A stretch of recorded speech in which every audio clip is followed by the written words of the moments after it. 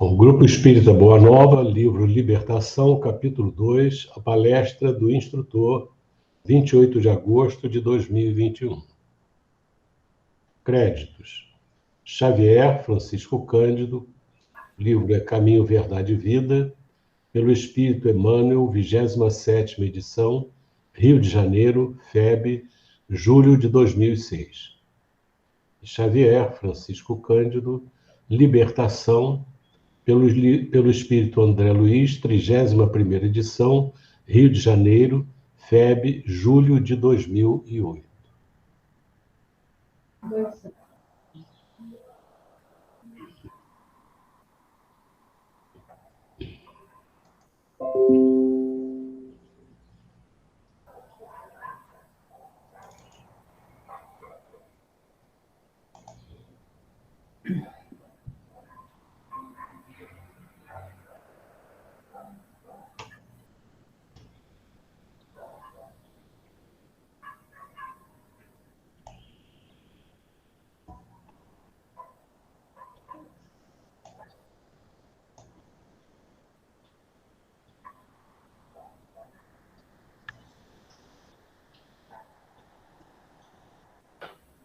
Tá bom assim?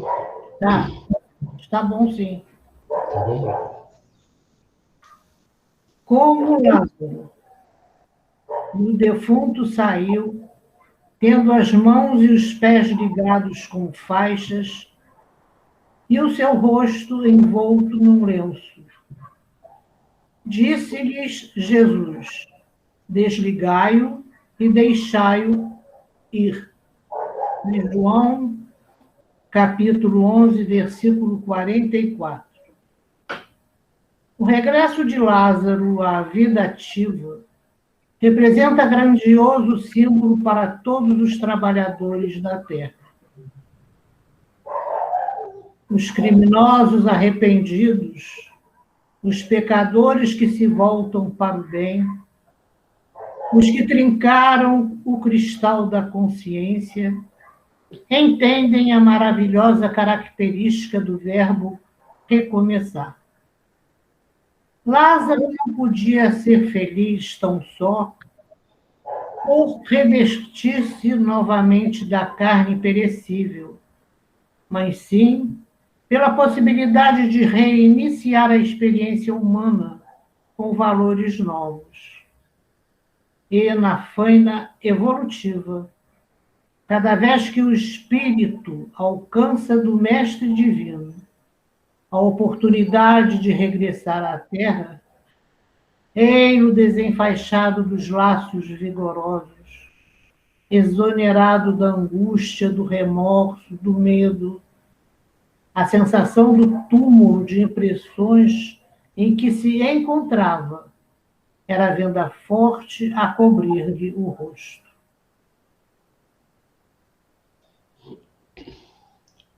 Jesus, compadecido, exclamou para o mundo: desligai-o, deixai-o ir. Essa passagem evangélica é assinada de profunda beleza.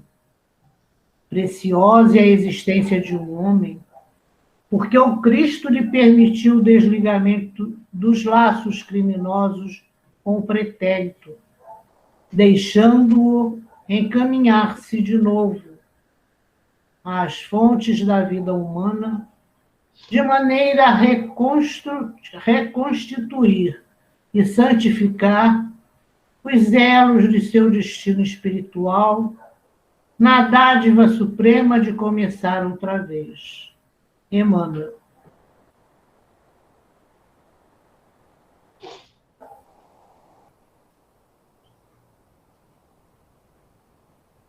Pode? Sim, Deolinda. Deus, nosso Pai, Jesus, amigo querido de todas as horas, Aqui estamos, Senhor, mais uma vez, agradecidos por essa oportunidade, Senhor, de estarmos juntos, podemos vibrar, Senhor, com teu amor, com a tua paz, e podemos juntos, Senhor, estudarmos as tuas lições tão preciosas para cada um de nós. Abençoa nessa hora, Senhor, todas as pessoas pelas quais nós pedimos, que cada um possa receber de ti o amparo de que necessita, o consolo que irá trazer mais vibrações de amor no coração. Ajuda-nos, Senhor, a nos melhorarmos a cada hora, para que possamos, Senhor, ser úteis a ti, para que possamos, Senhor, agradecidos pelo teu amor, estarmos estendendo as nossas mãos, Senhor, para ajudarmos aqueles que estão ao nosso lado. Obrigada, Senhor, por tantas bênçãos que nos dá. E ampara nessa hora a todos aqueles que desencarnaram pela Covid, todos os médicos, enfermeiros, pessoal do hospital, que está nessa luta constante, Senhor, para a melhoria das pessoas que estão internadas. Ajuda-nos, Senhor, a prosseguirmos no caminho do bem e fortaleça-nos, Senhor, a fé, a coragem e a nossa boa vontade. Muito obrigada por tudo, Senhor, e ser conosco hoje e sempre. Graças a Deus. Graças a Deus. Nós vamos, então, comentar um pouco dessa página que foi lida, dessa mensagem. Então, aqui, a meu ver, dentro do que eu entendi, quer dizer, está sendo mostrar para nós a reencarnação, mostrando a oportunidade que nos é dada, em nome de Deus, que Jesus nos dá, para reencarnarmos. E esquecermos realmente do nosso passado. Esquecer de tudo, recomeçar uma nova vida, embora sendo continuação de todas as outras, porque a vida é uma só, mas que a gente vem esquecidos do nosso passado, para que possamos, nessa nova existência, começarmos a trilhar um caminho diferente da que nós fazíamos. E temos a ajuda, realmente, da doutrina espírita, que nos abriu realmente a mente, através desses irmãos que aqui vêm, para falar conosco, conversar, através de livros, através da voz direta, de várias maneiras, mostrando realmente tudo aquilo que vai se passando à medida que nós vamos evoluindo. Então, que nós possamos realmente agradecer sempre a Deus, ser grato a Jesus por tudo isso aí que a gente recebe. Então, como Jesus falou com relação a Lázaro, desligai-o, deixai-o ir, é o caso. Então, nós fomos desligados e estamos aqui. E agradeçamos todos os dias, tenhamos um preito de gratidão por essa oportunidade que estamos tendo.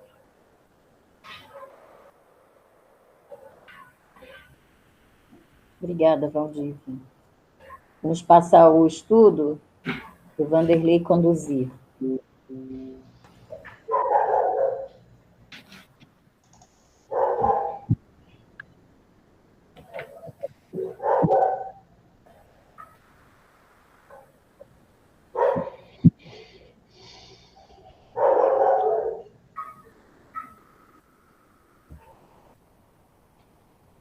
Eu vou pedir ao André para ler para a gente. Pode ser, André? Tá bom.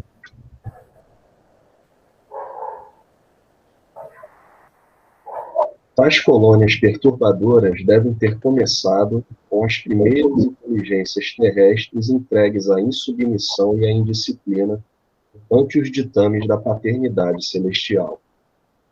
A alma caída em vibrações desarmônicas pelo abuso da liberdade que lhe foi confiada precisa tecer os fios do reajustamento próprio, e milhões de irmãos nossos se recusam a semelhante esforço, ociosos e impenitentes, alongando o labirinto em que muitas vezes se perdem por séculos.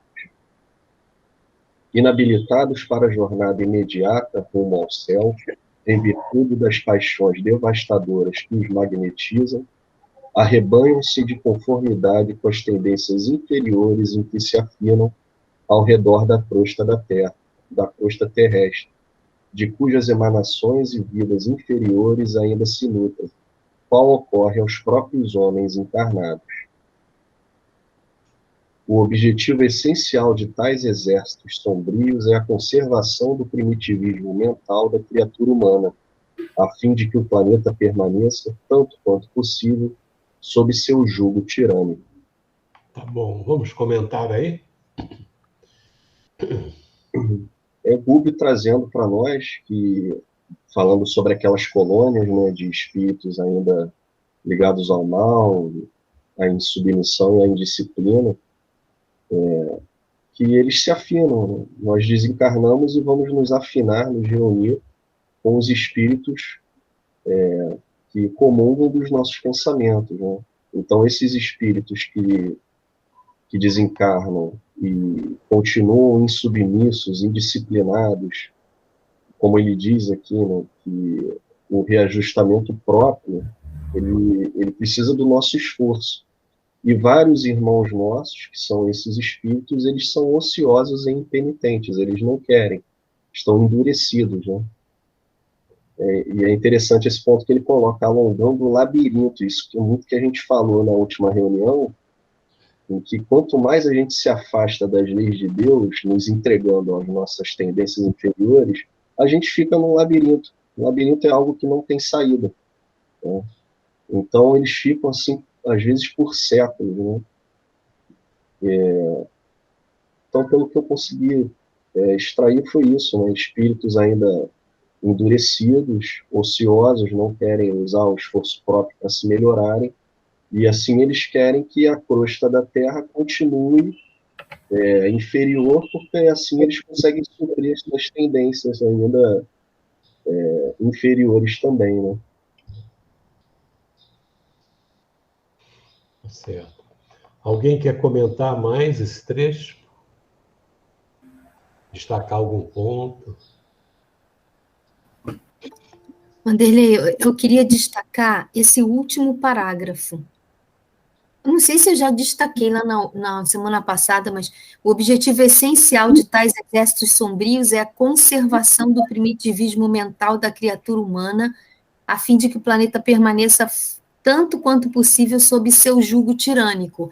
Então, eu acho que essa informação, ela abre a nossa mente sobre o entendimento da situação da Terra e de muitas situações que a nossa sociedade passa, o nosso país, a nossa vida, né? E acho que o que o Cristo, aquilo que a gente estudou no encontro de estudos da agremiação, que a gente vai vendo desde sempre um trabalho contrário ao processo de iluminação que Jesus veio trazer para a Terra. Sempre uma coisa querendo opor, né? Então a gente vê que por trás dessa oposição tem esses exércitos sombrios, e que todo o trabalho de iluminação que a gente vai fazer com a gente, em casa, com os filhos, ou em qualquer situação, qualquer cenário que a gente esteja querendo acertar, ou o trabalho da evangelização, a gente vai encontrar essa dificuldade, a gente vai encontrar não pode ser ingênuo, a gente vai encontrar a ação desses exércitos sombrios, né? Eu fico impressionada, já lemos isso, toda vez que eu leio, é uma ajuda muito grande do Espiritismo nos dar a oportunidade de ter essa visão sobre a vida, né? Sobre a situação dessas comunidades e a nossa própria vida. Tá certo. Alguém mais quer comentar? Destacar um outro ponto, ou esse mesmo? Vanderlei, Sim. quando o André estava lendo, eu fiquei pensando, quando ele fala, tais colônias perturbadoras devem ter começado com as primeiras inteligências terrestres entregues à submissão e à indisciplina ante os ditames da paternidade celestial. Quer dizer, o quanto nós colaboramos, né? Que eu percebi aqui. Quando a gente está afastado, né, como o André falou, a gente está lá no labirinto, afastado dos ensinos das leis de Deus, né? Então, a gente, quando está nessa situação, a gente colabora com eles, né? Porque ele coloca, eu entendi muito claramente o quanto somos colaboradores, né, desses espíritos que gostam, né, de estar ali formando essas colônias perturbadoras, quanto nós colaboramos com a nossa invigilância a eles, né, estarem fazendo esse trabalho que eles se propõem de perturbar, né?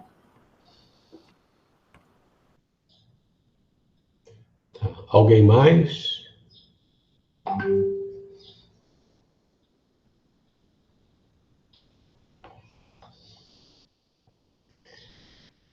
Ele classifica essas colônias como colônias perturbadoras.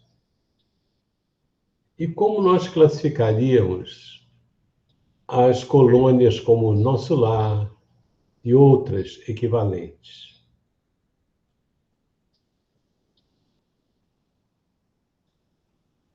Regeneradoras. Seriam colônias regeneradoras, né? Que elas trabalham, essas outras colônias trabalham para despertar os espíritos para a visão correta da felicidade, né? E da importância das leis de Deus em nossas vidas. Agora, por que razão essas inteligências terrestres se entregam à insubmissão e à indisciplina perante as leis de Deus?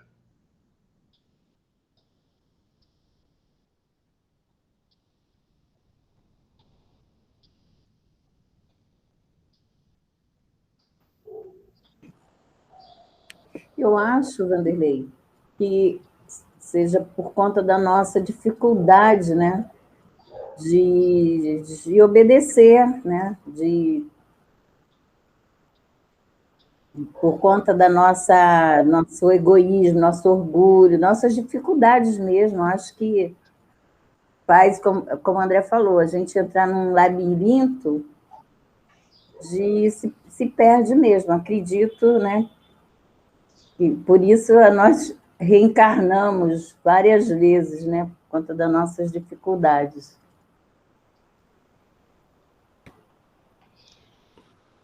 Eu acho que é porque não quer, esses espíritos não querem se submeter à vontade de Deus, querem fazer o que querem, em desacordo com as leis, né? Ele coloca aí logo em seguida, né? A alma caída em vibrações desarmônicas pelo abuso da liberdade que lhe foi confiada. Quer dizer, Deus nos dá a liberdade. Então, existem inteligências, espíritos que são inteligentes, né? que usam a liberdade e não querem depois aceitar as limitações que a lei coloca para nós, no sentido de que nós não nos percamos. O Emmanuel ele coloca faz algumas colocações interessantes, se não me engano. Quer dizer, o rio para ele cumprir a sua finalidade, ele tem as duas margens. Se não tivesse as margens para delimitar o roteiro dele, o caminho dele, ele estragaria muita coisa. Então, os limites, eles são importantes. Então, Deus nos dá a liberdade de agir, mas não é uma liberdade absoluta. Mas a liberdade que ele nos dá nos possibilita todos nós, realizar muita coisa, até contrária às leis de Deus. Por exemplo, a gente vê as guerras, elas ocorrem pelo uso da liberdade, né? E geram desastre. Mas Deus permite que a gente faça isso. Permite porque nós precisamos aprender. Se Ele nos impedir de ter um grau de liberdade qualquer, nenhum grau de liberdade para agirmos adequadamente, nós não vamos crescer. Então, ele nos deixa livres até certo ponto e nos coloca as consequências das ações para que nós respondamos por aquilo. Por exemplo, a humanidade inteira ligada ao planeta de provas, de expiações e de provas, os espíritos que estão nessa condição, nós estamos limitados aqui na Terra. Nós não podemos nos afastar da Terra. Nós, os espíritos que estamos nessa faixa. Há espíritos que estão ligados à Terra, mas que já não estão com essas limitações, porque aprenderam a agir construtivamente. Então, os limites, eles são importantes para nós não só não prejudicarmos os outros, mas também não nos prejudicarmos. Então, a liberdade é uma experiência que as pessoas têm que eles não querem, eles abusam dessa liberdade. E quando são limitados no plano espiritual, eles estão limitados em faixas espirituais sombrias, né? Que eles próprios estabelecem. Quer dizer, Deus não permite que esses espíritos possam penetrar as esferas superiores. Por quê? Porque é da lei que o perispírito da criatura ganha densidade material quando ele fica preso às coisas da matéria. E para ele alcançar mais liberdade, ter mais campo de ação, o perispírito tem que ser mais leve, mais sutil. E o perispírito só pode ser mais leve, mais sutil, à medida que a criatura se esforce e conquiste valores de acordo com as leis de Deus. Então, a lei é perfeita. Embora eles queiram defender uma liberdade, mas é uma liberdade muito, muito limitada. Não percebem que eles poderiam estar em condições com liberdades muito maiores, uma liberdade muito maior do que a liberdade que eles têm de perturbar, de prejudicar. Então, essas colônias, elas são redutos onde eles se reúnem, né, e uns comandam os outros, né, em função então, eles vão precisar tecer os fios do reajustamento próprio, se equilibrar. E olha o que ele gosta. Milhões de irmãos nossos, milhões de irmãos nossos, se recusam a semelhante esforço, ociosos e impenitentes. Quer dizer, eles são ociosos, eles têm preguiça e são impenitentes, ou seja, eles não se colocam, não se arrependem daquilo, não se penitenciam daquilo, alongando o labirinto em que muitas vezes se perdem por séculos, né? É interessante isso. Então, é uma experiência muito dolorosa. Eu estava ouvindo hoje uma entrevista de não sei o nome dela, nem qual é a área dela, falando a respeito dessa pandemia que nós estamos vivendo, e a repórter perguntava a ela por que as pessoas elas reagem contra a vacina. Então, ela estava colocando uma coisa interessante, né? As pessoas, elas não refletem, não sabem, né? E agem, vivem, querendo viver, fazendo as festas, fazendo tudo isso, porque elas estão pensando nelas mesmas. Então, é uma postura, ela não falou assim, mas é nitidamente uma postura de egoísmo. E não aceitam que elas não sabem. E ao invés de ouvir as palavras das pessoas que sabem, elas procuram seguir as pessoas que ou que não sabem, ou que têm outros interesses em conduzir de uma forma diferente. Então, e aí, quando elas colocam as coisas, elas não querem voltar atrás por orgulho. Aí ela falou orgulho mesmo. Então, a gente vê que o problema da humanidade é o que o Espiritismo diz, é o egoísmo e é o orgulho. A pessoa ele quer ser livre, mas não quer responder pelos seus atos. E ele toma uma posição de uma forma ignorante e não refazem aquilo, como se soubessem, mas não sabem, né? Então, esses espíritos, eles encontram na Terra aqueles espíritos que se afinam com eles, que estão com os mesmos valores, com as mesmas atitudes, e que, quando desencarnarem, muito provavelmente, se não mudarem, vão engrossar essas fileiras, se é que eles já não vieram dessas colônias perturbadoras. Então, eles não querem fazer esforço, eles dispõem a fazer força contra os outros, né? Dominar os outros, para isso eles têm disposição, vontade, comprometimento. Mas fazer esforço para mudar a si mesmo, eles não querem. Porque é fácil você atacar os outros, é fácil você tentar submeter pessoas que também não pensam adequadamente. Mas o difícil é a pessoa reconhecer as suas dificuldades e modificá-las. Quer dizer, reconhecer já é um passo muito grande, reconhecer que está errado. E o outro passo, que é mais difícil ainda, é mudar. Esse é mais difícil. Então, eles preferem essa postura de agir da mesma forma nessas colônias perturbadoras, né?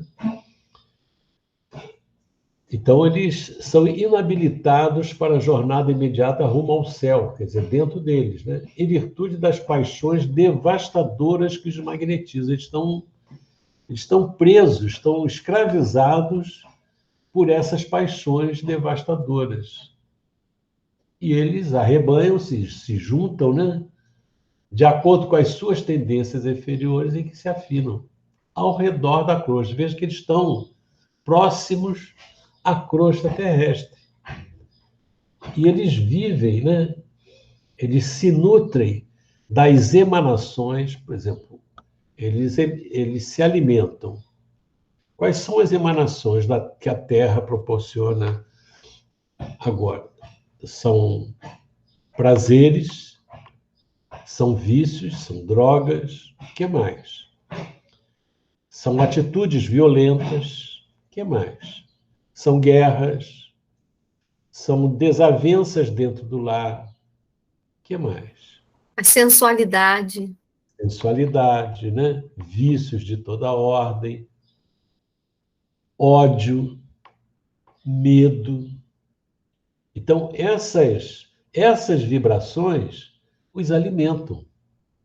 A gente observa que as pessoas que odeiam, elas se nutrem do próprio ódio e acumulam o ódio dos outros. As pessoas que têm medo fornecem energias negativas para os espíritos que querem trazer medo para elas. Então, a gente observa lá em nosso lar a campanha que o governador fez na época da guerra, da Segunda Guerra Mundial, para superar, para que as pessoas não se entregassem ao medo, reagissem.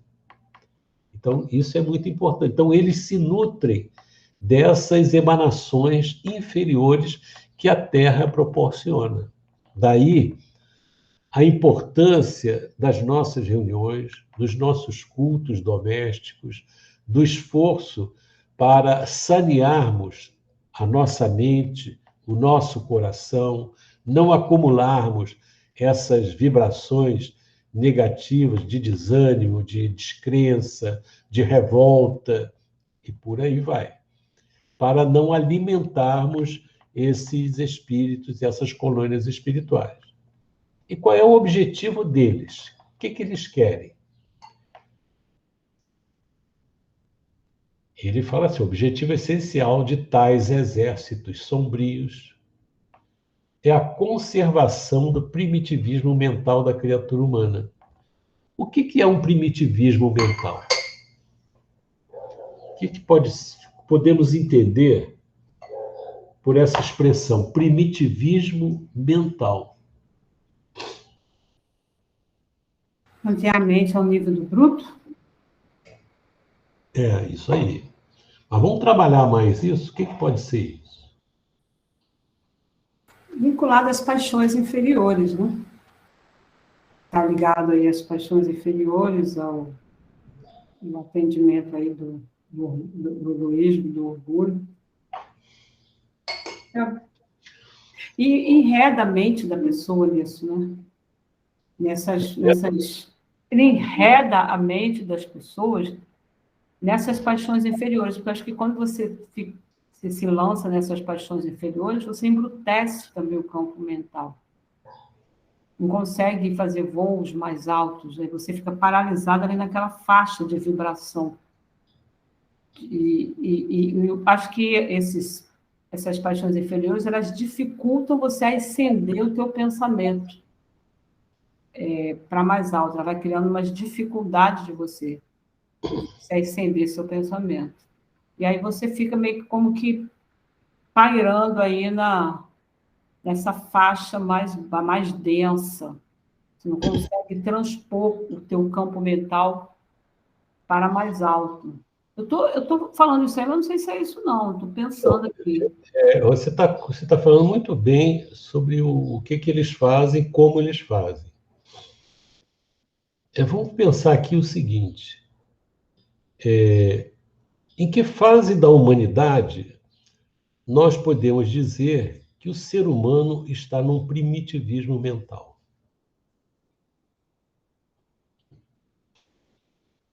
A humanidade...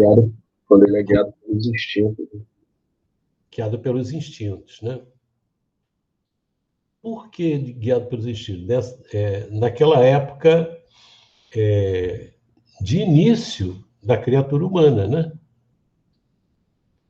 É quando ele desenvolve o pensamento contínuo, estabelece a palavra, conquista a palavra, e a palavra faz com que o pensamento se torne contínuo. Ele começa a pensar nos destinos da vida, mas ele tem um objetivo maior. Qual é o objetivo do homem primitivo? Ele acorda de manhã, ele tem que fazer o quê? Buscar comida. Tem que sobreviver, né? Sobrevivência. Então, ele é guiado pelo instinto de conservação. Esse instinto de conservação, nos primórdios da sociedade, nós vivíamos no campo numa fase selvagem, uma fase evolutiva bem primária que é selvagem. Então, nessas condições, a vida, o relacionamento entre os homens e as mulheres nessas sociedades eram os relacionamentos de promiscuidade. Era um relacionamento de promiscuidade, ou seja, todos os homens pertenciam a todas as mulheres e todas as mulheres pertenciam a todos os homens. Gradativamente, nós fomos avançando até alcançarmos o que nós temos hoje, que é a monogamia. É interessante. Isso foi gradativo. na época da barbárie, nós conseguimos organizar casamentos por grupos.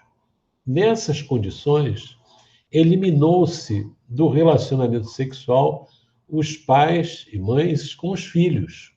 Antes, até isso ocorria, como animais, né? Os animais fazem isso. Mais adiante, se conseguiu evitar que esses casamentos, essas relações se dessem entre pais e filhos. Depois, evitou-se que entre irmãos. Depois, foi caminhando para a monogamia, mas passamos por essa poligamia, em que havia uma faixa de experiência. Então, nós temos no psiquismo essas lembranças, essas tendências que estão lá atrás, que o Emmanuel coloca no livro Vida e Sexo, das tendências poligâmicas das criaturas. Então, isso ainda existe. Então, favorecer isso, tanto que hoje em dia as pessoas falam de avanços no grupo familiar como se isso fosse coisa nova. Quando fala assim, casamento aberto, era o casamento da promiscuidade. Eram as relações da promiscuidade. E outras coisas mais. Então, manter a pessoa no primitivismo mental, com um esquema assim, muito de convencimento, em primeiro lugar, eles usam a ideia, a palavra, é uma palavra mágica, né? A liberdade. Você tem que ter liberdade. O homem precisa de liberdade. O homem, que eu digo, ser humano. Fazer o que quer. Porque com liberdade, fazendo o que quer, ele vai ser feliz. Isso é um retrocesso que os espíritos dizem à experiência próxima da animalidade. Mas eles jogam isso. E as pessoas que estão insatisfeitas ou que trazem dentro de si aquelas tendências que estão adormecidas lá, isso vem à tona, né? E, dessa forma, a criatura fica pensando em quê? Na matéria. Quer dizer, o espírito, ao invés de focar o desenvolvimento do espírito usando a matéria, ele se submete à matéria. Então, é o primitivismo mental. Para sair desse primitivismo mental, a criatura tem que dar asas à mente no campo de espiritualidade, desenvolver os aspectos de vida nessa área, para romper com essa escravização à matéria e apenas à sensualidade. E isso, a gente sabe, né, que o instinto de conservação é a raiz do egoísmo. E nós hoje, na sociedade de hoje, intelectual e tudo, de inteligência, com grandes avanços, nós ainda dirigimos os nossos povos, as nossas sociedades em bases egoísticas. Se não for, por isso que os espíritos dizem que a nossa civilização é uma civilização incompleta. Porque numa civilização completa não falta o necessário para as pessoas. Nós vivemos uma sociedade, uma civilização em que uma pequena parte tem muitas coisas supérfluas e uma grande parte não tem as coisas necessárias. Até a fome existe. Então, a mentalidade desses espíritos é manter essa coisa, porque a pessoa tem uma posição na matéria, na vida física, buscando esses valores, em que ela tem ela vivencia um bem-estar material que a grande maioria não vivencia. E, com isso, ela anestesia a consciência. E, por causa disso, ela não trabalha para resolver as questões daqueles que estão em grandes dificuldades.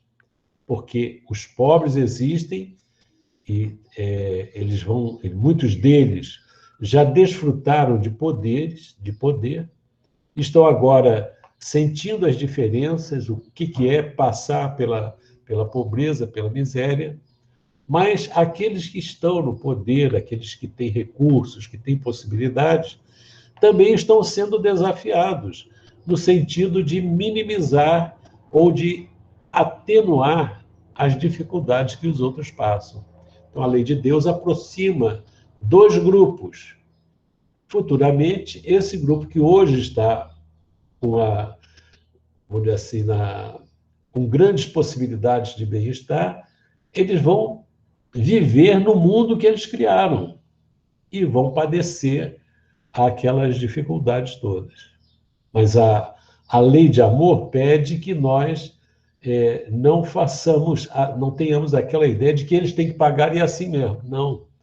Aquele que tem possibilidade deve fazer com que os outros tenham as oportunidades necessárias. Então, com isso, ele mantém uma grande população, e não são só aqueles que têm poder, que são ricos. Aqueles que estão mesmo na miséria também podem estar tendo a mesma atitude mental primitiva pela revolta, pelo estado em que se encontram. E aí, com isso, eles procuram manter a humanidade sob o seu jugo tirânico. Não é isso? Vanderlei, sob esse aspecto também seria Sob esse aspecto que você acabou de colocar, a gente também poderia dar a interpretação à página lá do Lázaro, que foi inicial, quando Jesus desliga Lázaro dos vínculos com a sombra, não é? Com a morte, que era no sentido dele se libertar dessa prisão, desse envolvimento e caminhar de novo para a ligação com Deus, né? Você vê o seguinte, que essas inteligências que constroem, que mantêm essas colônias perturbadoras, a característica delas é o quê? É insubmissão e indisciplina perante a lei de Deus. Ora, se eu estou passando por provas difíceis, né, aqui na Terra, ou doença, ou problemas sociais, ou qualquer coisa, eu posso não aceitar aquilo e não me submeter àquilo e me indisciplinar. Se eles renascem nessas condições, eles vão agir assim. Então, nós temos que ver se nós, nas nossas provações e expiações, que atitude nós temos dentro de nós. Como que nós reagimos? Como que nós somos? Ou eu só acredito em Deus quando tudo corre bem? Não, Deus, ele está me dando todas as possibilidades. Mas quando eu me restringe a liberdade, como é que eu fico? Então, como disse a Luzia, nessas condições, eu vou alimentar essas colônias. E eu vou me submeter a isso. Né? Belém, Oi. como é que o senhor fala em alimentar? O que significa se alimentar quando a pessoa fica nessas condições? Ela emite vibração? Como é que é isso? Também. Ela alimenta a vibração e outra coisa. Eu me torno um instrumento deles. Entendeu? Então, se eles têm lá uma equipe, um exército que ele fala, sombrio, que procura fazer isso, se eu ajo no mesmo campo vibratório, a minha zona de influência, eu vou ser um instrumento na minha zona de influência. Se eu comando alguma coisa, um hospital, uma delegacia, uma escola, uma empresa, e se eu tenho essa postura, eu vou ser um instrumento. Se eu tenho algum cargo político, alguma coisa, eu vou ser um instrumento muito adequado para esses espíritos, porque eu sou capaz de impedir que as coisas se resolvam, tá certo? Eles usam as pessoas. Agora, não são apenas eles que existem. Existem as colônias espirituais elevadas. Então, e elas têm muito mais poder do que eles. Agora, a afinidade da população humana na Terra, na crosta da Terra, é maior com essas entidades perturbadoras, com essas colônias perturbadoras. Por isso que a gente vê que a guerra não acaba. Ela muda de lugar, né? Ela vai num processo, parece que interminável. Por quê? Porque as pessoas estão a serviço dessa perturbação. Não é isso? Mas isso tem limite. Chega um ponto que vai ter... quem não acompanhar, quem resistir, quem não quiser realmente, vai ter que ser retirado, né? Aí o que a gente já começando a compreender, a questão do reino de Deus dentro de nós. Você vai conquistar esse reino de Deus. Vivendo nessas circunstâncias, nesse mundo, nessas pressões, a gente vai ter que, ou a gente vai procurar fazer um esforço de ascender e se ligar com esses espíritos superiores, ou a gente fica magnetizado nessa faixa aí. Se a pessoa faz um esforço, ela começa a conquistar esses valores que Jesus traz para a gente. Então, a gente percebe que esse reino de Deus ele não é simples, tranquilo, que você vai conquistar assim tranquilamente, não é. Ele vai demandar uma luta interna entre o nosso primitivismo e o nosso desejo de ascensão. Eu estou começando a entender isso, porque para a gente poder sair dessa faixa de vibração, desse jugo desses espíritos, a gente vai precisar fazer um trabalho de transformar essas nossas dificuldades que a gente ainda traz, esse nível de imperfeição que a gente ainda traz. É isso mesmo. Não é simples então, assim, né? Você vê o seguinte, eles estão agindo sobre a humanidade e nós temos que agir diferente, mas nós não estamos sozinhos. Não é uma luta só nossa de resistência contra eles. No momento que nós começamos a resistir, nós entramos em sintonia com as outras colônias espirituais elevadas, com os espíritos elevados que respeitam a nossa liberdade. E eles vão insistir, mas chega uma hora que eles vão desistir. É o que os espíritos dizem. O Kardec pergunta, mas tem uma questão lá que fala assim, e a pessoa vai resistindo, vai fazendo. Eles vão continuar nesse processo de perturbação? Aí os espíritos dizem, o que eles vão fazer? Eles se afastam, né? Quer dizer, se a pessoa demonstra esse crescimento, para mim é aquela colocação que tem lá no Evangelho, no Novo Testamento, que para mim é uma história, não é um fato, como se fosse uma parábola, como se fosse o contar da experiência de Jesus, né? Ele está no deserto você está sozinho, passando por dificuldades, tudo mais. Aí vem o espírito das trevas lá, o Satanás, sei lá qual o nome, e começa a oferecer a ele coisas. Você faz isso, pula daqui lá embaixo, que você é filho de Deus, Deus vai te ajudar. Aí ele resiste. Faz isso. Várias situações estão lá no Novo Testamento.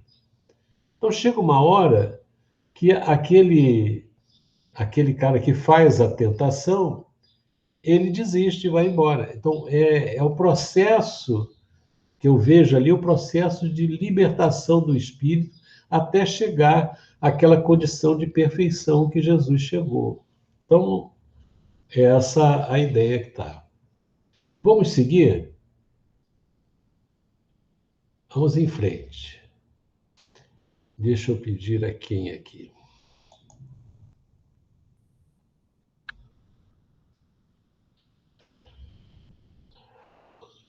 Marcelo Coutinho, meu irmão.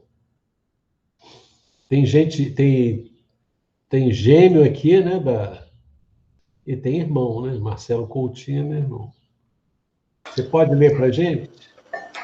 Será que eu posso ler na próxima? Que agora, nesse momento, eu estou impossibilitado. Ah, tá legal. Tá, eu agradeço. Tá bom, então deixa eu ver outra pessoa aqui.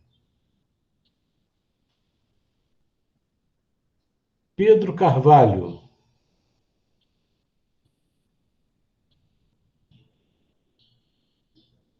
Pedro, tá aí?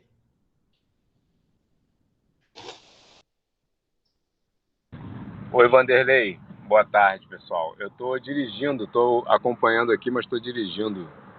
Tá legal. Tá bom? Eu vou passar. Os homens não estão com muita disposição, não. Vou pegar a Sandra Cavalcante. Lê para a gente. Vamos lá. As observações de Gúbio escaldavam-me o cérebro. Eu também havia passado pelos baixos círculos da vida depois do transe corporal. Entretanto, não identificara a existência dessas condensações organizadas de entidades malignas do campo espiritual, embora ouvisse, em muitas ocasiões, impressionantes comentários sobre elas. Efetivamente, não conseguia por mim mesmo exumar todas as recordações do angustiado período que a porta do túmulo me oferecera. Vira-me perseguido através de longos pântanos, errara aflitivamente dias e noites que me pareceram sem fim, atormentado e desditoso. Todavia, custava-me crer que as atividades maléficas gozassem de organismo diretor. Por isso mesmo, de mente agora centralizada nos propósitos do bem, aventurei uma indagação. Com que fim, perguntei, essas legiões retardadas se mancomunam, além da morte, se despidas da vestimenta grosseira de carne, devem saber, mais que nunca, que se empenham em combates inúteis. Não se sentem, porventura, transportadas ao plano do esclarecimento puro quanto à posição que lhes diz respeito? Não se cercam presentemente de mais sublimes revelações da natureza? Não lhes quadrariam mais justos o trabalho edificante e o estudo nobre na elevada aspiração de galgar a sabedoria santificante estrada acima? Por que motivo se aglomeram assim em ajuntamentos desprezíveis e diabólicos? Fácil de estender-se a jornada evolutiva do homem depois do sepulcro, mas o estacionamento deliberado na crueldade e no ódio, além da morte, dá para confundir a mente de qualquer. O orientador sorriu maneiroso e considerou. Reportamo-nos a espíritos perfeitamente humanos, não obstante desencarnados. E tais perguntas, André, poderiam ser formuladas mesmo na crosta da Terra. Por que razão nós mesmos, antes de acordar a consciência para a revelação divina, nos precipitávamos nas linhas inferiores todos os dias, contrariando espetacularmente a lei? À frente dos olhos, contávamos com o bendito dilúvio de claridade solar, jorrando incessante do espaço infinito. Sabíamos que a existência do corpo correria rápida, que seríamos defrontados pela morte comum a todos, que regressaríamos do mundo carnal pela mesma porta misteriosa, através da qual penetráramos nele. No entanto, quantas vezes teremos menoscabado a sabedoria excelsa com atitudes de criminosa indiferença? Ante as sugestões do plano divino que te povoam agora o pensamento, lembras-te algum tempo passado em que tivesses cogitado sinceramente a própria sublimação?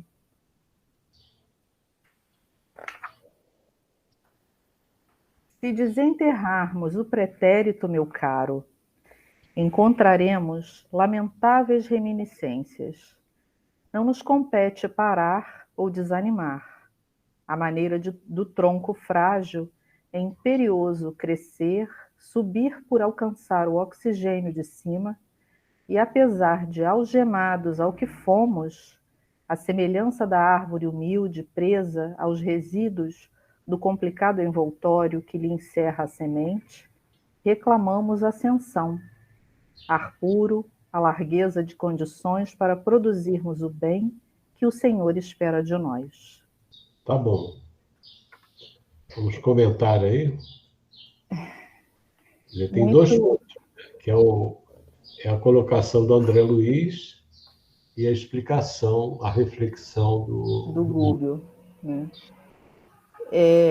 Eu fiquei... Essa primeira frase que eu li, as observações de Gúbio, né? O André pensando, escaldavam-me o cérebro, né? Quer dizer, depois que ele ouviu aquilo tudo, a cabeça começa a fervilhar, a raciocinar, né? Eu acho que é um choque, né, de realidade, né? Que faz a gente rever tudo que a gente passou, quer dizer, lá no caso dele, né? E esse livro vem fazendo, né, também com a gente, ferver a nossa cabeça, né? Raciocinando sobre as coisas. Assuntos que não são banais, né? Porque nos reporta ao nosso destino, né? De onde a gente veio, para onde a gente vai, de que forma a gente trabalha para que isso se dê mais rápido ou mais devagar, né? Conforme nosso comportamento. E faz a cabeça da gente realmente ferver. E aí ele foi fazendo as indagações, né, muito interessantes, né? E o Gúbio simplesmente, né, responde que isso não é por estarmos desencarnados que nos transformamos, né? Assim, né? Ele estava aqui perguntando por que, né, que os desencarnados ainda se comportam dessa forma, simplesmente porque somos humanos, né? Aqui ou lá nós somos nós mesmos. Não faz essa diferença de estado físico, né? Não altera a consciência, né? Não é isso que vai alterar a consciência, né?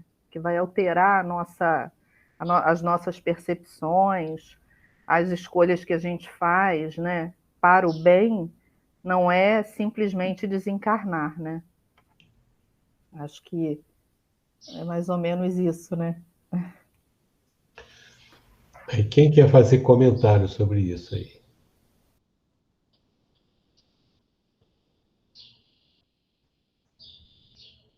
Vanderlei? Sim, fala aí. Enquanto eu ouvia a leitura e o comentário, eu lembrei de um fato ocorrido com uma amiga nossa aqui da família, que o marido dela morreu há um bocado de tempo. Ela tem alguma sensibilidade, né? Então ela disse pra gente numa conversa que uma vez ela teve a visita dele em sonho, né? Que ele veio conversar com ela para convidá-la a ir para onde ele estava, porque eles estavam fazendo um trabalho, na visão dele, um trabalho interessante, um trabalho importante, né? Só que assim, ele já desencarnado e ela encarnada, E o trabalho que ele estava fazendo era nas Guianas, né? Aí ela disse que ela sentiu o aspecto, digamos assim, negativo, né, das palavras, da intenção dele. E aí, segundo ela, falou uma meia dúzia de palavrões daqueles bem, bem difíceis mesmo e espantou o espírito do som e acordou muito, muito espavorida, né? Então, assim, o que eu entendo em cima do que foi lido? Não existiu mudança no contexto, né, da criatura pelo fato de ela perder o corpo carnal. Ela não deixou de ser exatamente como era antes, como estava vivendo e sendo um participante ativo de um trabalho que, segundo ele, era importante, mas que ela percebia que não era um trabalho no bem. Ele veio tentar chamar a parceira de outra época para ajudá-lo de alguma forma, né? Então, a gente vê como é que é a situação do espírito. Ele está na percepção da mesma forma, do mesmo jeito, com a mesma intensidade enquanto vivo, né? E o fato de ter desencarnado não mudou aspecto nenhum, né?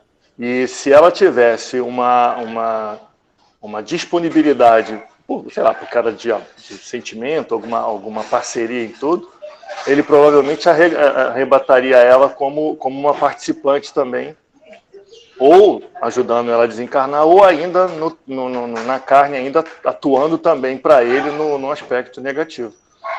Então, a percepção do André, entendendo que o espírito poderia visualizar não o desnecessário, mas a inutilidade do trabalho que ele estava realizando como objetivo, né? Que na verdade não era um trabalho no bem. Mesmo assim, ele continuava fazendo, né? E como o próprio André, como o próprio Gudo falou, por que a gente ainda na encarnação, sabendo que está no caminho errado, por que a gente persiste nesse caminho? Por que a gente não se modifica, né, pela força da vontade? É porque, na verdade, existe um trabalho muito forte para ser feito aí, para quebrar essas amarras com o passado, né? Tá bom. Alguém mais quer abordar esse texto aí?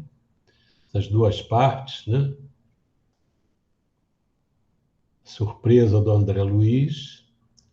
E, de outro lado, a tranquilidade do Gúbio, explicando por que isso ocorria, né?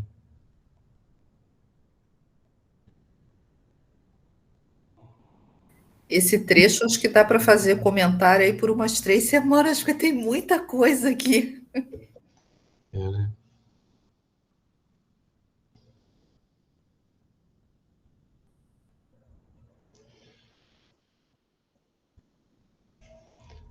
É interessante que o André Luiz passou por aquela experiência no umbral, né? Nos baixos círculos da vida, como ele fala, depois da morte, e não identificou nenhuma dessas organizações, né? Entidades malignas. Embora houvesse muitos comentários a respeito delas, né? A gente perguntaria aí por que ele não foi para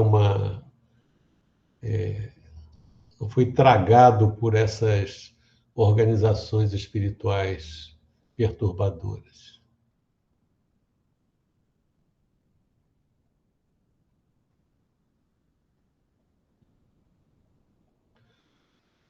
Hein?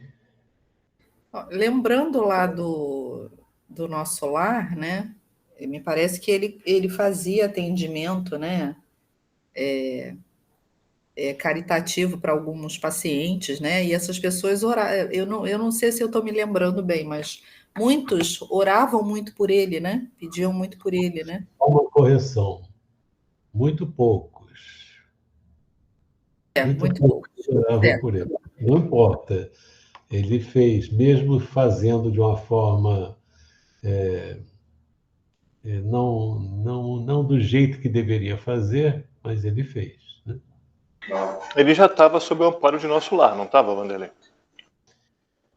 Mas esse amparo não resolve tudo, não. Depende do que a pessoa... Por exemplo, se ele tivesse como médico, tivesse tratado as pessoas, vamos supor aí, levando à morte os pacientes ou fazendo abortos, não tem amparo espiritual de nosso lar que dê jeito, entendeu? Ele não foi uma pessoa cruel na vida, né? Não matou ninguém, né? Teve a família, né? Cuidou da família. Ele poderia ter ido além, ele não foi. Mas ele não justificava para ele cair nas mãos daqueles espíritos, como a gente viu lá na colônia do Gregório, não é mesmo? Por isso que ele não foi parar lá, tá certo? Ele fez algumas coisas boas, mas não desenvolveu dentro de si a espiritualidade, a sua mente estava muito voltada para a terra, para a profissão dele, para a família dele, né? Mas não pensou em termos espirituais. Então, ele chegou bem despreparado no mundo espiritual, né? Mas não com coisas gravíssimas, de matar, né? De roubar, sei lá. Então, ele não passou por isso. Ele também tinha o amparo da mãe dele, né?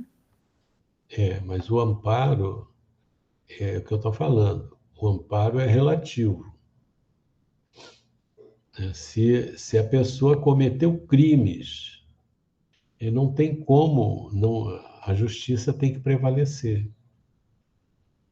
Entendeu?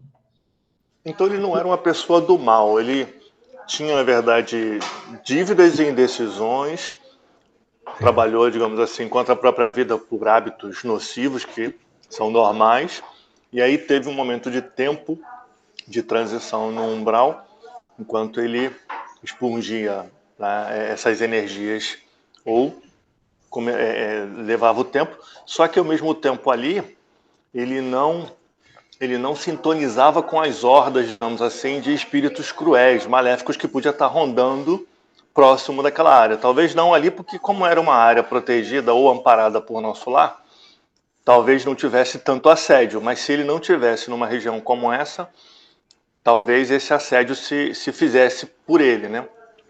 Os impropérios que ele ouvia era mais por conta da própria consciência punindo ele também do que ele fez na vida, não é?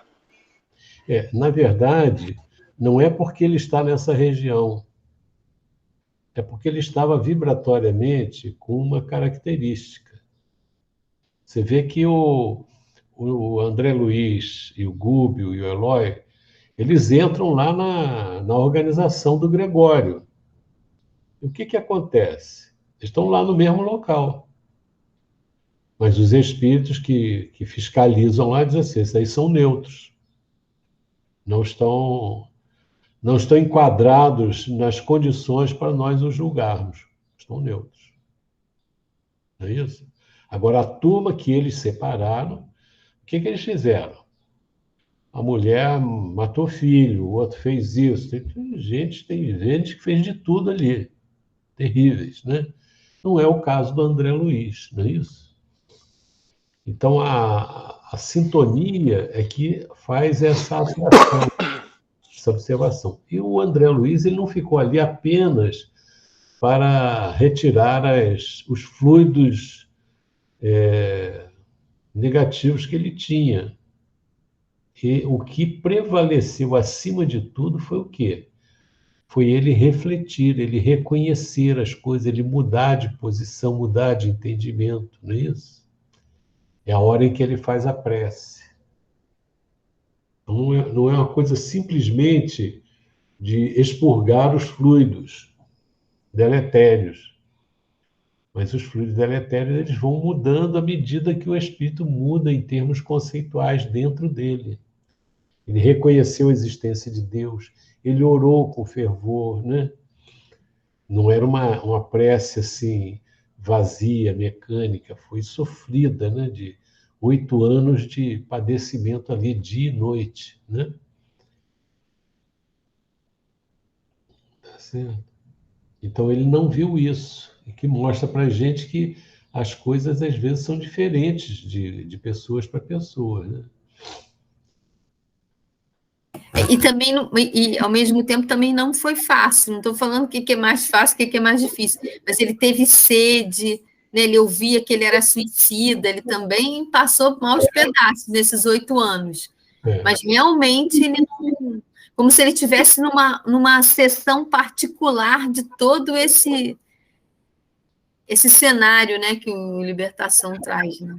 É isso aí. Ele passou por momentos muito difíceis, merecidos, né? Mas momentos difíceis que tiveram o valor, né, o objetivo de fazê-lo refletir. Ele poderia ali, de repente, cair numa revolta total. No começo ele estava meio assim, mas depois ele foi mudando. Então, nessa revolta total, ele iria sintonizar com essas entidades sofredoras lá, perturbadas, né? Perturbadoras, vamos dizer assim. É interessante que o perturbador também é perturbado, né? Ele é perturbador porque ele é perturbado. Agora, você vê que ele mesmo custou um pouco a tomar consciência de que a vida continuava, né? Ué, como é que é isso? Ele não, de repente, poxa, eu estou vivendo, aí equacionou tudo, resolveu tudo? Não. Né? Não resolveu tudo. Ele passou um bom tempo ali padecendo, dobrando o orgulho, a vaidade, e aí se dispôs a fazer uma prece. Ele foi perseguido, né? Através de longos pântanos. Hoje eu passei por um lugar lá que dá para lembrar, um lugar que tem caranguejo, né? Cheio de caranguejo. Falei, caramba, imagina lá, né?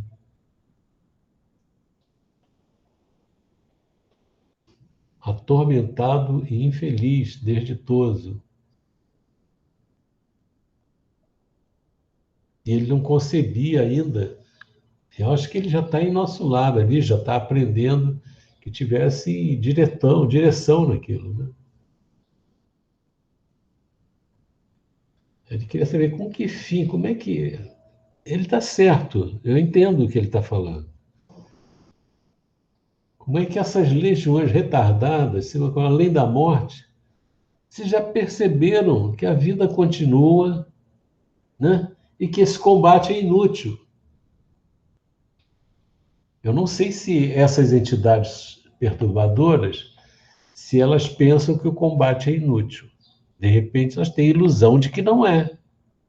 Eles vão conseguir. Veja que o Gregório levou muito tempo lá para começar a perceber que o mal não venceria o bem. E ele já estava num processo de tédio daquilo que ele estava fazendo, que era uma atividade inútil aquilo. Agora, Vanderlei, isso aí foi nesse momento, com essa experiência, que o André Luiz consegue lembrar, né? Exato. Porque eu fui pensando assim agora, com essa questão da pandemia, nunca as crianças queriam ir para a escola, né? Ah, vou para a escola, tem aula. Agora eles imploram para ir para a escola. Eu quero ir para a escola, que bom que voltou, que vai. Aí eu fico pensando assim, que eu acho que essas experiências assim, elas são muito boas para a gente mudar alguma coisa, sacudir alguma coisa dentro da gente, né? Talvez, nesse momento, o André Luiz se indagasse, ficasse assustado de como eles não poderiam reagir à passagem por uma atmosfera assim e não dar um rumo diferente, ainda formar grupos contrários, o que não aconteceu com ele. Ele sofreu, penou e, graças a Deus, um dia ele teve a ideia de fazer uma prece sincera para o Esqueci o nome dele que estava do lado dele. Eloy. Não. Lá na época do nosso... Clarencio. O Clarencio, para ele poder perceber o Clarencio, né?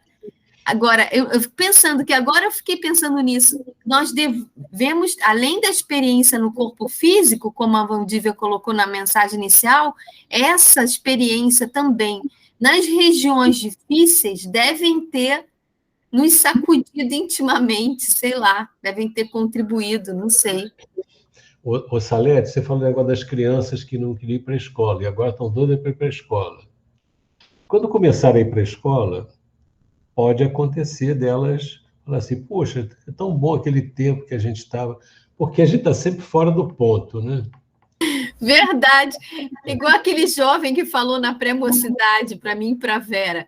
Poxa, a pessoa não sabe o que quer, quando está no mundo espiritual, está querendo nascer, está querendo reencarnar.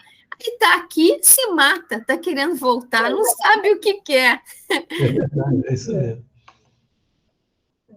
Então, isso aí ocorre, né? Então, agora, o importante é a pessoa que reflete sobre o momento que está vivendo e o que ela deve fazer naquele momento. Por exemplo, outro dia eu estava pensando nessa questão do isolamento que a gente está e lembrei do Paulo de Tarso. Paulo de Tarso estava preso lá em Roma. E dizem que as condições não eram fáceis, né? Preso. E na carta dele ele diz o seguinte, que ele estava preso para trabalhar mais livremente para Jesus. Olha só. É a postura diferente. Ele não fala assim, poxa, eu estou aqui servindo a Jesus e estão me prendendo e eu estou... Não. Ele fala, agora eu tô mais livre para servir. Então, a gente não pode reagir contra as condições, a gente tem que aproveitar as condições. Você que foi surfista, Salete. Vanderlei, pensei nisso agora, Vanderlei. Puxa, igual no mar, igualzinho no mar. Explica aí pra gente como é que o surfista pensa. Não, porque exato, mas o que você pensou? Qual foi a sua ideia? Porque eu te cortei. Eu pensei o seguinte, o surfista, ele não reclama da onda brava. Ele pega a onda como ela é. Se ela é brava, ele aproveita ela. Se ela não é tão brava, ele aproveita o que tem. Ele vai nisso daí, assim que eu pensei. E hoje a gente lembrou muito de você, que a gente passou naquelas praias todas com o Daniel. Quer dizer, se a pessoa leva um tombo daquele, poxa, aquilo é um aprendizado que ela vai ter. Isso aí não funciona, né? Mas como você ia pensar isso, Salete? Não, porque exatamente isso. Cada mar é de um jeito. Cada dia o mar está... Puxa, como é que dá? Até brincava. Poxa, hoje o mar está grande. Como é que o mar está grande, Celeste? Como é que dá? Não, hoje o mar está grande. Você, às vezes, a arrebentação está lá atrás. Você tem que remar muito para chegar lá. Às vezes ela está aqui na frente, mas cada mar vai trazer uma situação e vai exigir da gente uma percepção e um esforço diferente, né? Eu acho que isso que você falou é verdade. Cada momento da nossa vida pode ser para o bem, né? Mas às vezes a gente não aproveita. A gente não gosta, a gente quer reagir contra, quer negar a realidade. A realidade, ela não muda porque a gente não gostou. A gente vai se adaptar àquela realidade sem ir contra os pontos fundamentais da nossa existência. Né? Vanderlei, manifesto é que essas influências, essa situação, ela causa dor, sofrimento. O fato de a pessoa se aceitar, se resignar, não quer dizer que ela vai sofrer. Ela vai sofrer, ela vai sentir o impacto dessas vibrações, desses espíritos, ela vai sentir, mas ela vai ter que manter-se firme e perseverante para poder não se rebelar, aí não cair no teu padrão vibratório. Procede o que eu estou dizendo? Procede. Veja bem, se a gente está sofrendo uma perseguição, vamos supor aqui, no nosso caso, tem um grupo espiritual que nos persegue, nos atinge. Qual é a coisa mais inteligente que a gente pode fazer? É reagir abruptamente? É reagir a não querer, brigar, se esguelar, xingar o espírito? Isso vai piorar, não vai? Então, você tem uma realidade, você tem uma perseguição, você tem que fazer. O que eu tenho que fazer? Bom, eu tenho que me desligar do pensamento em relação a eles, das vibrações deles. Isso, como eu não estou habituado a fazer isso, eu sou forçado a fazer, se eu quiser me libertar, isso vai exigir de mim uma coisa que eu não estou acostumado a ter. Eu não tenho essa força, mas é esse esforço que me vai fazer crescer espiritualmente, entendeu? Então, não elimina a dor. Da mesma forma que uma reação negativa contra o adversário me faz sofrer mais ainda, entendeu?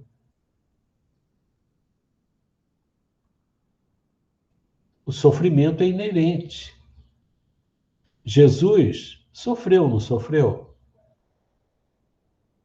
Não vamos dizer que ele não sofreu. Foi crucificado. Aquilo ali, aquele prego gera dor. Ele foi traído, ele foi negado, ele foi abandonado por todos os discípulos. O Tiago, João e Pedro dormiram na hora de orar e vigiar. Depois, os beneficiários dele exigiram que ele fosse preso e o outro fosse solto, e ele fosse crucificado. Qual foi a postura de Jesus? Não, vocês estão errados, vocês não podem fazer isso comigo, vocês sabem com quem estão falando? Não. Isso aí é responsabilidade deles. O ataque é deles. Quando o Divaldo conta lá, naquela passagem que ele foi derrubado numa estrada, não vou entrar nos detalhes que já foi contado. Ele cai, ele quer subir, e a estrada está cheia de espíritos, dizendo, e a liderança dizendo, sobe que nós vamos te derrubar de novo. Aí a Joana falou o quê? Sobe, Divaldo, que eu garanto que você vai... Não, ela falou o quê? Não suba. Vamos orar. Depois de um certo tempo, agora vamos subir. Então ele desligou da faixa daqueles espíritos. Eles não podiam se aproximar dele, ficaram num cinturão de proteção a ele ali. Entendeu? Então, a atitude não é uma atitude passiva. Não, tudo bem, está tudo certo. Não, não é isso. É ter uma postura ativa, em que a pessoa cresce naquela experiência de dificuldade. É isso aí. Agora, normalmente, o que a gente quer? A gente quer chutar tudo. Chutar o pau da barraca, né? Chutar o balde. Tem várias expressões para isso. Reclamar com todo mundo, né? Nós já fizemos isso muitas vezes na nossa vida. Mas isso não leva a lugar nenhum. Entendeu? Leva a um lugar horrível, que a gente se destrambelha e depois tem que equilibrar de novo. É isso. Aí eles nos dominam. É isso, Sônia? Estou entendendo. É isso aí.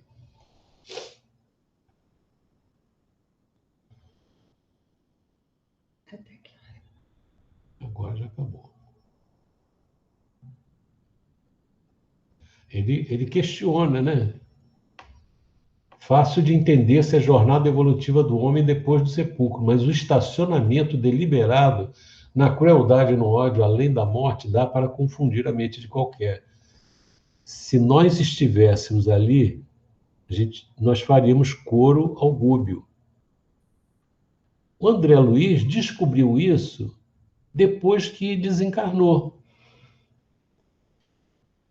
Quer dizer que nós, quando desencarnarmos, vamos descobrir isso, que a vida continua, que a lei de Deus tem que ser seguida, que nós só seremos felizes quando vivenciarmos de acordo com a lei de Deus. Aí nós vamos descobrir isso? Não. Nós já sabemos disso. E aí a pergunta dele vale para nós que ainda não desencarnamos. Fácil de entender essa jornada evolutiva do homem depois do sepulcro. Mas o estacionamento deliberado na crueldade e no ódio, depois de conhecer o Espiritismo, dá para confundir a mente de qualquer. Muda um pouco o texto ali. Não é isso?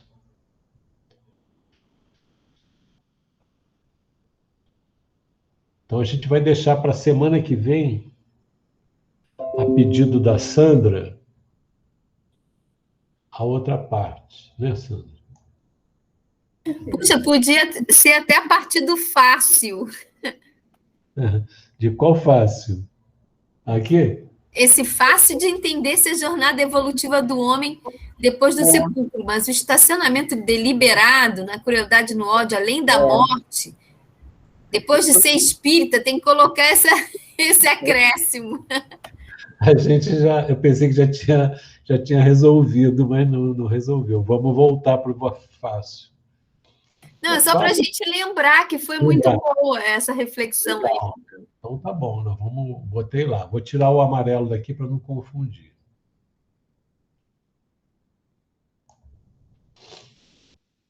Nesse questionamento dele, dá para a gente perceber que a crueldade e o ódio já não estavam nele, né? Já não faziam parte dele. Por isso, do André, né? Não sei, não. Mas porque ele está... depois, pelo que a gente comentou, né? Que ele não entrou em sintonia lá com aquelas orbas, né, de espíritos. Não viu essa... Não teve essa dificuldade, né, de ser envolvido, tragado por essas ordens de espíritos mais endurecidos, né? Tá certo, você está certa. É que eu estava lembrando da passagem do Nosso Lar, mas ele já passou por isso, né? Quando ele vai visitar a esposa dele, né? A família dele.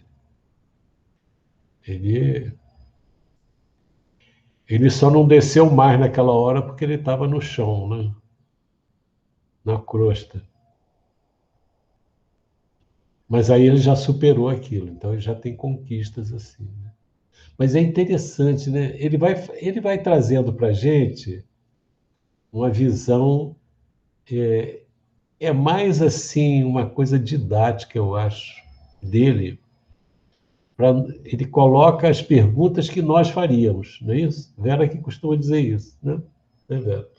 Que o André Luiz faz as perguntas que nós gostaríamos de fazer, que nós faríamos no lugar dele, tá bom?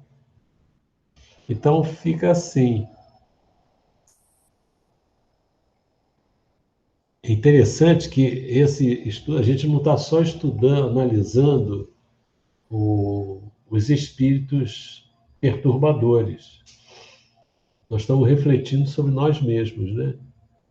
E sobre os recursos que nós já possuímos em termos de conhecimento. Legal. Então, vou pedir para minha querida Verinha, que me acompanhou hoje corajosamente para tomar uma vacina da gripe, tetra.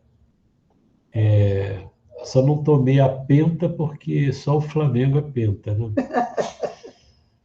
E depois ela chegou em casa, olha só, Salete.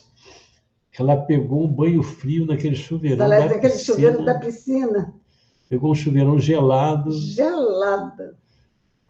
Pensou, refutou e coisa e tal. Falei, Vera, coragem, entra aí. Parece até a reencarnação aquilo ali. Ela entrou naquela... Ficou tremendo. Ai, você não viu da sua casa, não, Salete? Você não escutou ela gritando, não? Impressionante. Então ela é muito corajosa, viu? Você é mais, que você entrou antes. Eu não sou corajoso, eu sou. Tá bom, gente. Então, com toda a minha coragem. Ela vai fazer a prece. Vou aproveitar, vou envolver, né? Não vamos citar os nomes, mas vamos envolver as pessoas que estão passando por esses assédios espirituais, né? Bom? Tá bom. Então, aqui estamos nós, né? Amigos, queridos, irmãos, reunidos. Nada nos impediu de nos reunirmos, mesmo nessa época. Que coisa boa, né? Graças a Deus por essa tecnologia toda. Então, vamos orar juntos. Jesus, querido amigo, nós aqui estamos, Senhor, buscando estar junto do seu amor, da sua orientação, das suas lições. Muito obrigada, Mestre amado, por todas essas oportunidades que o Senhor nos oferece. Muito obrigada por essas lições que aprendemos nos nossos estudos, pelo convívio fraterno com os nossos amigos, pela família que temos, pelo lar, por tudo agradecemos, Senhor. Podemos dizer que somos beneficiados e por isso, Senhor, devemos nos esforçar sempre. Por gratidão, devemos cumprir as nossas tarefas, os nossos deveres de espírita, sermos úteis em todos os momentos. Ajude-nos, Senhor Jesus, ampare-nos, ampare todos esses irmãos nossos que se encontram hospitalizados, muitos até mesmo em perigo de vida. Nós rogamos pelos profissionais de saúde que lutam bravamente. Pedimos pelos pesquisadores para que encontrem uma saída, uma cura, se for da vontade do Pai, do nosso Criador. Obrigada, Jesus amado. Que a sua paz, Senhor, envolva todos nós, os nossos lares, e que estejamos sempre assim, prontos, abertos para aprender, para juntos conversarmos sobre a nossa doutrina libertadora. Que a sua paz se faça em nossos corações, em todos os lares, Senhor. Graças a Deus. Muito obrigada, Senhor. Graças a Deus. Tá bom, pessoal. Ô, Salete, tem reunião amanhã? Não, de evangelizadores, não. Tá bom. Tem planejamentos particulares, mas... Tá bom. Tá legal. Tá certo. Tem daqui a pouco. Até daqui a pouco. Daqui a pouco eu sei. Para alguns de nós, né? Nessa, né? Boa tarde. Boa tarde a todos. Boa tarde a todos. Muito bom estar com vocês aí, viu? Oi, Tchau. Pedro.